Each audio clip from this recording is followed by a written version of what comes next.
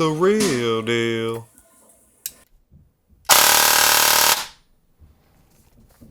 What's up, guys? Welcome back to The Real Deal Airsoft. I'm Jake, and if you guys are new to the channel, consider hitting that subscribe button because this channel is focused on everything airsoft tech related, pushing the limits of airsoft, and hopefully teaching you guys how to build your dream replicas. A little disclaimer, there are no firearms in the video. These are toy gearboxes. They are not firearms. Let's get into it. This video is going to be discussing and comparing the Bullgear gearbox shell versus a retro arms gearbox shell. Which one's better? What are my thoughts? And is the Bullgear worth it? So right off the bat, this is a retro arms gearbox shell. Everybody's familiar with these. They've been around for a long time. It's a solid gearbox shell. Eventually in the market, there's going to be competition, and that competition is Bullgear. They are advertising this for 120 US dollars with free shipping, which at the end of the day might be a little bit cheaper than this. But either way, let's get into it. The Bullgear gearbox, pros and cons. Right off the bat, I have a couple of complaints, and I'm gonna get right into that because this isn't like a review where I just say, oh, it's good, oh yeah, it's good. I wanna be honest and I wanna keep it real. So number one, the first thing that I noticed was the play in the trigger well. So comparing the two, there was more play in the trigger compared to the retro.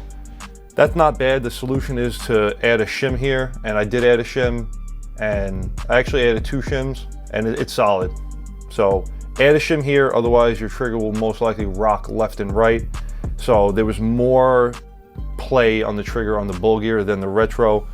It's okay though, that's not a big deal. Put a shim, boom, that problem's fixed. The second problem that I've noticed was fitment. I have a client, and the receiver that we're using is a Lancer lower, and this is very V2 acceptable. This is widely V2 acceptable. It's pretty much a standard V2. And in my personal DSG, I have the same lower, and this is the gearbox shell in there, and it's butter. It slides in and out like butter. There's no problem. Come to the Bullgear, I couldn't fit it in the receiver, and I could not fit it in my client's receiver. And at this point, I'm like, what kind of bull is this, man? What kind of Bullgear is this? That was a play on words. What kind of bull is this, man? It's supposed to be a V2 gearbox. How can I not drop it into the most acceptable V2 gearbox? So at first, my impression was it's garbage, man. No. It's annoying. Like, why do I have to now choose to either modify an expensive aftermarket part or modify my receiver and maybe mess something up? So I decided, you know what? Since I have a second lower of the same, let me put it in. Let me see what the lemon was. Long story short, I was able to drop the Bullgear into my Lancer lower. It was a little bit of tight. There was a little bit of rocking, but it dropped in. It was no problem. You put it in, you kind of like push it back a little bit, and it was no problem. So that let me know that this was the lemon. This is an early Lancer body, and this was the lemon, and I had to modify it, man. I had to modify it to fit. So the places where I had to modify it are over here, over here, over here, over here, and the main spot is right here, here, and here. So I had to modify these couple spots, and then the gearbox drops in, and it's perfectly fine. So once you basically get rid of the wobble in the trigger and you get your fitment ready, it's good to go, honestly. And again, like I said, this was the lemon. The Bullgear wasn't. Wow. Some spec notes. The reason why it didn't fit is because it's 1 millimeter thicker right here. Let's get some technical. Let's get Inspector Gadget out. All right. Now we get the teeth on there. 18 millimeters, the girth. All right. Shout out to Raymond Cole, silver wiring. This is a Perrin hybrid inside. It's been rewired. Remember, 18, right? Boom. 18.1. That 1 millimeter of difference is what was causing my fitment problem. So it's got a little bit of junk in the trunk, you heard. But like I said, you could either choose to, file this down. You can see where the wear is, right? And that's a pro tip for modding. If for some reason something's really tight and you're like, where is it? I don't know where to start. Look at where the natural wear is. look at where the paint is rubbing, look at where the metal on metal is rubbing, and you can see that it was rubbing there and there. So it was getting pinched back here and also a little bit over here. So this back portion slides right onto here. This is like a little support. You file this down, you file this down on this lemon lower. You don't have to do on every lower, just this particular case, this was the solution. Okay, boom, so that's the problems. That's fine. Let's keep on moving. Another thing that I noticed that I like better in retro is this cutout. You see this cutout right here where the wiring is? There's nothing here. So when I go to disassemble with muscle memory, I take my gearbox clips and I insert it in here and I grab the anti-reversal latch. Pretty much that holds the whole gearbox down. I slip my screwdriver in here, pop the tappet plate spring, everything's good to go. There's nothing here. So that's a little bit weird. All right, another thing to note about this window is that when I'm adjusting my motor height and I want to make sure that it's absolutely perfect, I check my motor height from the lower half of the gearbox shell, then I take the bevel out and put it in the top half of the gearbox shell, and I slide the motor grip in and I check both angles. On the lower portion of the gearbox shell, when I'm checking my motor height, I usually, look in through here and then I look in through there, and that's my observation window. And when I was shimming, I was like, shit, there's no observation window here. So that's something I'm going to tell them to cut out. So if you see Bullgear has a cutout here in the future, that's because the Real Deal told them to do it. That was a little bit weird too. Also, when you are closing the gearbox shell and you use gearbox clips, as an advanced tech, this is something that you need in your inventory. I'm going to be carrying them soon in my store. When I disassemble, I have that gearbox clip on. I have my anti-reverse latch held down, and I almost broke my clip because I didn't realize that there was no play on it. So I'm like, why isn't the gearbox going down? Because the clip is getting clipped. You heard? Clip is getting clipped. I don't want to clip no Clippingtons anymore, all right? So let's get into some of the pros here. The Bullgear gearbox shell was designed to work with VFC. I don't know if you know or not, but standard retro boxes, they don't really work with VFC.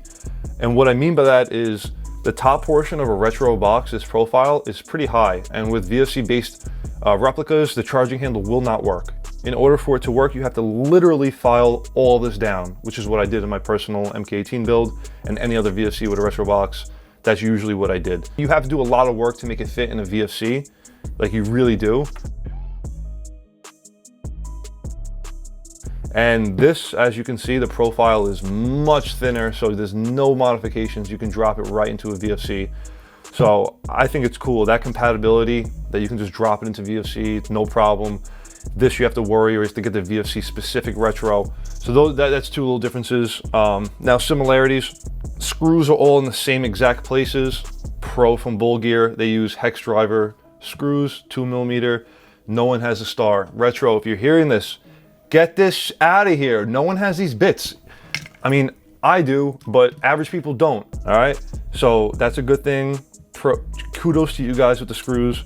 Another pro, this is really important. Kudos to your guide plug, Bullgear. Flat, it's a flathead. That's legit. What the, yo, retro, if you're listening to me. Nobody has an Allen key that big. Nobody, I don't even have it. You know what I use to open it up besides my thumb? This, Big Boy, Thick Boy, all right? So, shout out to Bullgear for, let me ask you guys a question. Please drop a comment down below. Do you think it's hard to design this? All right, so with that answer, retro, aside from that, here on out, they're pretty much the same. You have your angle of engagement, viewing window for your piston, same thing. Everything is pretty much the same after that. You know what I mean? I mean, this is really thick. It's got some really good reinforcements. Let's see the backside, anti-reverse latch. It's got it. It's all the same. I'm not going to bore you here. Actually, there's one more difference. The selector plate post over here protrudes up a little bit. So at first, your selector plate is going to be really sticky. I mean, it's really stiff. But then again, this is metal, this is plastic, this is going to wear. It'll become butter smooth. Not a big deal, but it was really stiff at first. But that's the reason why. Both gearboxes, the Bullgear and the Retro, have the little lip to tuck your wires under so that they do not get chewed out. by your motor. We're going to take a look at it internally just so you can see what it looks like, but it's pretty much, you know, a premium gearbox shell.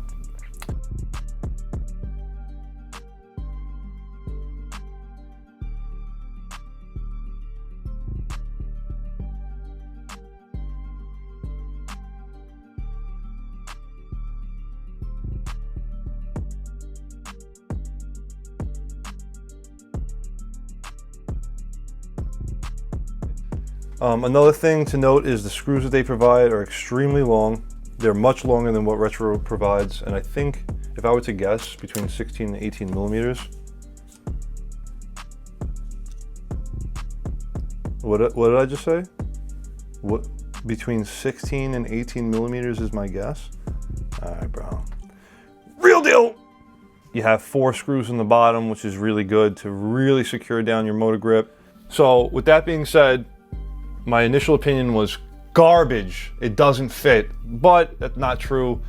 The lower was the lemon, and the proof in the pudding is that I did drop this into my other receiver without dremeling anything, and it fit. I was able to put the body pins in, wasn't a problem. Is Bullgear worth it? I'm gonna go ahead and say yes. I might even carry them. Is Retro worth it? Obviously it's worth it. So at the end of the day, I guess it comes down to which one you could get for a better price, or which one you think is more aesthetically pleasing. They both get the job done. They both are super strong. Neither of them will crack. Both of them are radiused in the correct spaces, the front and the back, something to note. And so yeah, it just comes down to money. Which one can you get for a better deal? I would personally say that if you have a VFC, you should not get Retro. You should go straight with this. And the reason why is because they're always sold out. Always sold out. So that's a problem. So first to market is usually king. And if you can't even get to market, then you're not really, you know, there's going to be someone else to take your place. So Bullgear, really cool. I'm going to do way more testing with it. I'm going to see some durability, but it's there. It's not going to break. I don't think in any shape or form it's going to break.